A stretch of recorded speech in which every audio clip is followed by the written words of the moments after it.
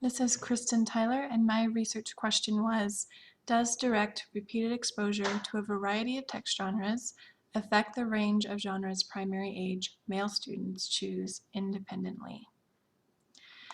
So my theoretical framework was thinking about male readers and how they have this stigma for choosing certain types of books. Male readers have a really limited range of text genres that they are willing to read independently, and those are usually nonfiction books. They're usually science fiction or how-to type books that tell you um, about tools or machines or gives you information.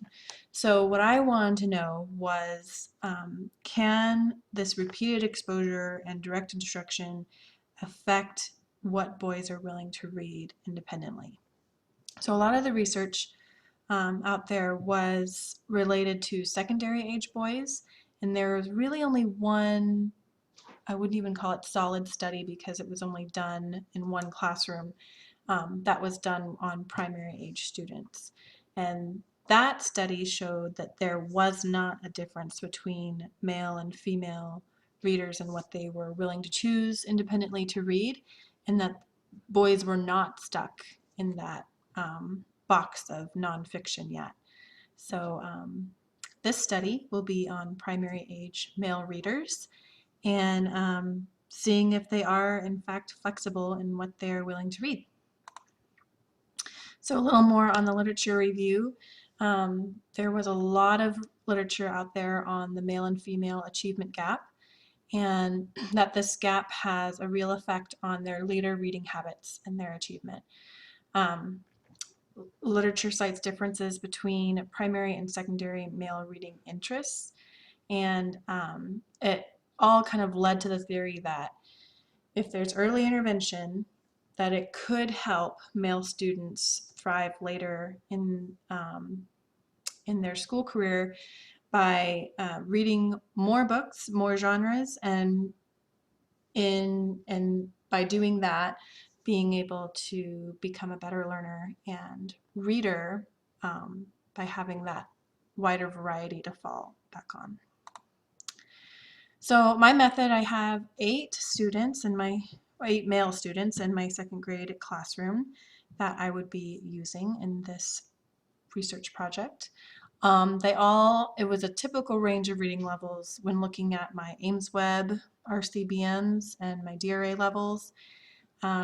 There was a even spread. There were 2 low readers, 2 very high, 1 high reader, and the rest were in the middle. So um, I did a student survey in the beginning, had a bi-weekly small group instruction where I did book talks through book trailers, read alouds, peer sharing of books they've read, uh, lots of different methods of sharing new genres of books and interacting with them.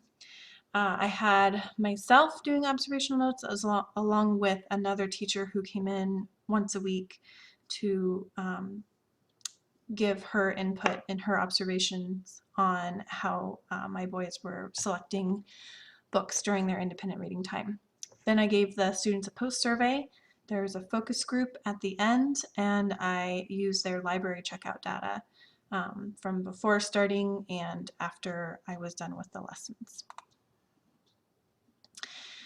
The results were generally very positive. The books chosen by students after the lessons usually correlated with the books I was using.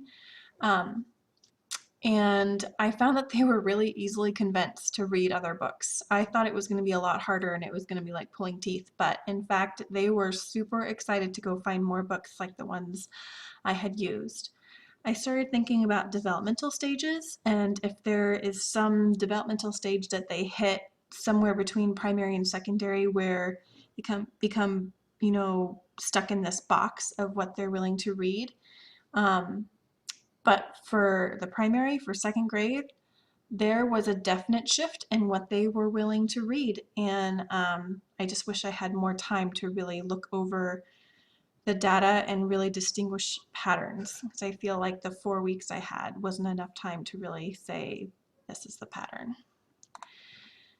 So my conclusion was, given direct instruction, male readers will venture outside of their comfort zone to choose other materials not typical of the male reader. And in general, there were students who still had a hard time grabbing new books, but in general, male students in the primary grades are flexible in what they're willing to read.